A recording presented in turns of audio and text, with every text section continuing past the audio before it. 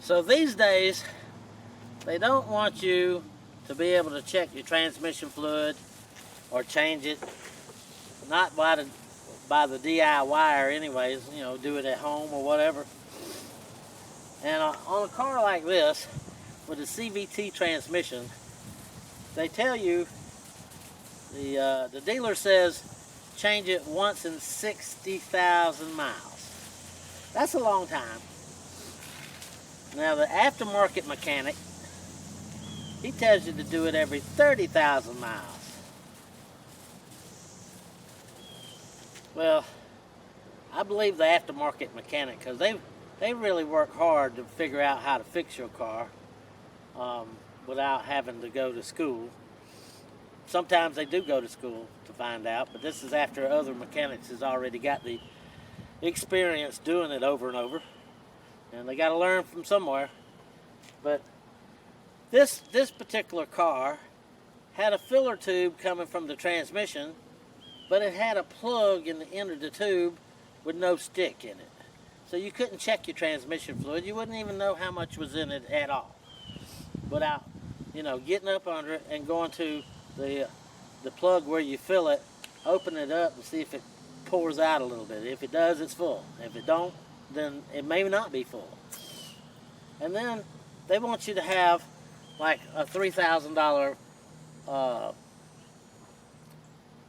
you know, computer scanner type thing to figure out, is the car at the right temperature, and then how much fluid to put in, and at that certain temperature, and you put it in with some kind of syringe or pump or something like that, and until it pours back out, and then it's enough. But that's a load of crap. And if you take it to a shop that change your fluid, they want to charge you $300-400, $400 to change your fluid out. And that's mighty expensive. Now, grant you, with a car like this here, the fluid cost over $25 a quart, which is, you think you're buying liquid gold. Well, actually you are buying liquid gold. So, I can't get around the price of the fluid except for maybe buying it through Amazon and getting free shipping. That's about the only way I'm going to save any money, is maybe a few dollars free shipping, because there's not a dealer near me. You know, I might have to go 30 miles or something. So it might be worth it to do it that way.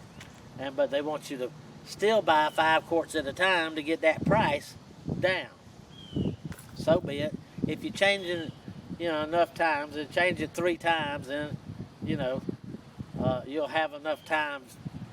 If you buy it 3 times, you'll have enough on the 4th time to do it without buying it again. But that's always a trip. So we're trying to get around that. What I figured out doing was I went on Amazon and I looked up and found a dipstick that goes in the filler tube that I can check the level of fluid in my transmission. How about that? So that's what I'm gonna do. There's a plastic plate that runs under the front of my car. Well, it goes all the way to the back of the car, but it's in sections. So I'm gonna take that front section out, and I'm gonna cut a hole in it so I can access the plug to the transmission and drain it out. And then I'm gonna measure that and put that amount back in it and see where that says on my dipstick. Of course, I already checked it with the dipstick before I drained it out. I know where it is there, and I'm just double checking more than one way to make sure that I do this right. So let me show you where my dipstick is, and maybe you can do it too. Now, I've looked at other Nissans, and like this is the 2.0, but there's the 1.6 and other ones like that I looked at the transmissions on them, and they don't even have a filler tube, which blows my mind, but you know, it is what it is. So if you do have a filler tube going on it with a plug in it, you can override the lock on the plug, pull the plug out, and put that dipstick in there.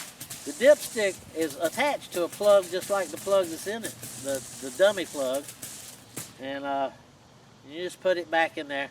Now, it's got some real heavy curves in that dipstick, so it's kind of hard to push down through there trying to make them curves with that stick.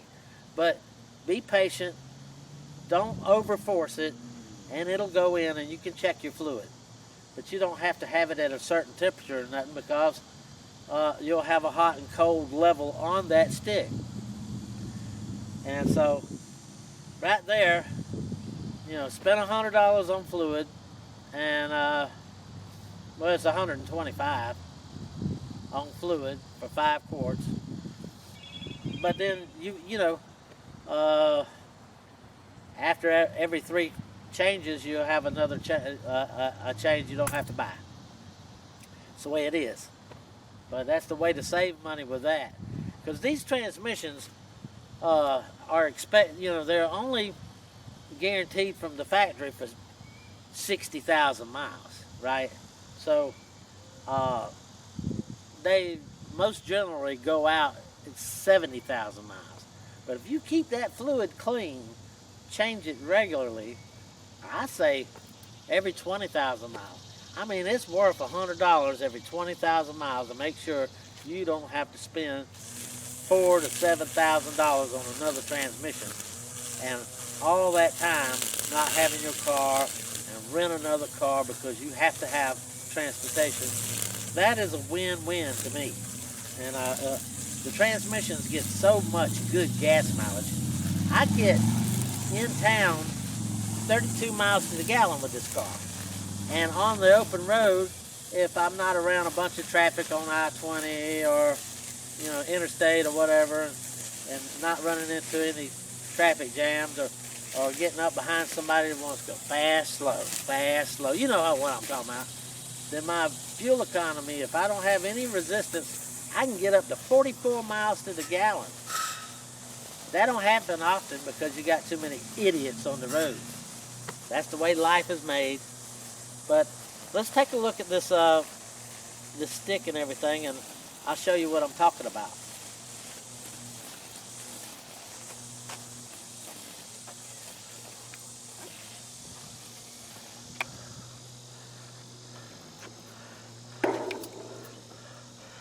Okay, can you see that plug right there? It's hard to see, but it's right here. I got my finger wiggling on it. Of course, the shadow is making it hard to see. But anyways, you pull that up. See there? And that's how you check your fluid. Now, like I said, sometimes it's a little hard to go back in. I'm right in a kink in that tube, or a big heavy bend, and you just got to keep wiggling it like that until it starts into it, and then it'll go on down. But don't bend your stick if you can help it. And you won't bend it if you don't over force it. Just keep wiggling like that. See? Now it goes in. So that's what I'm talking about right there.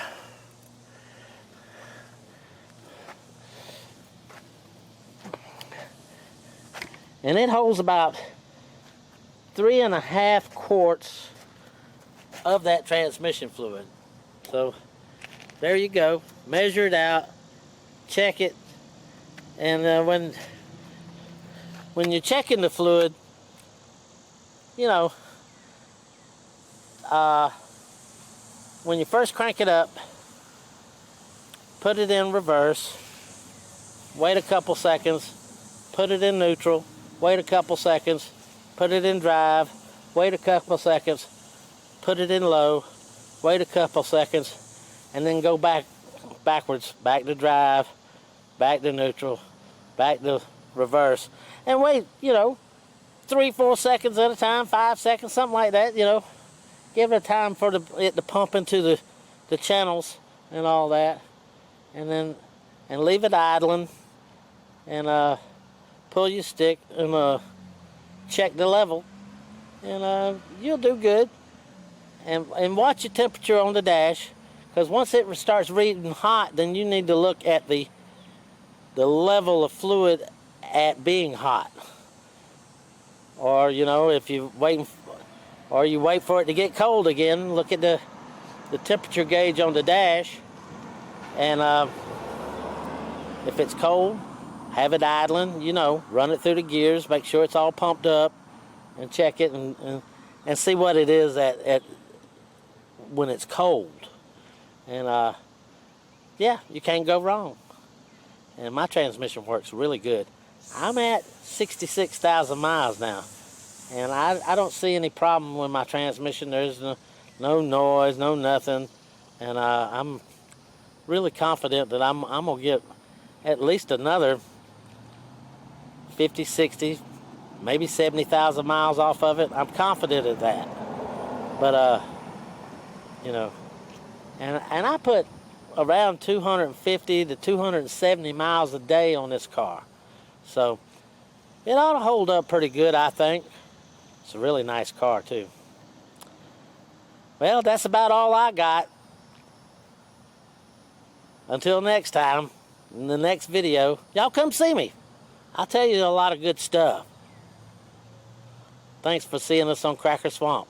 Hey, get you one of these Cracker Swamp t-shirts. You'll be glad you did. See ya.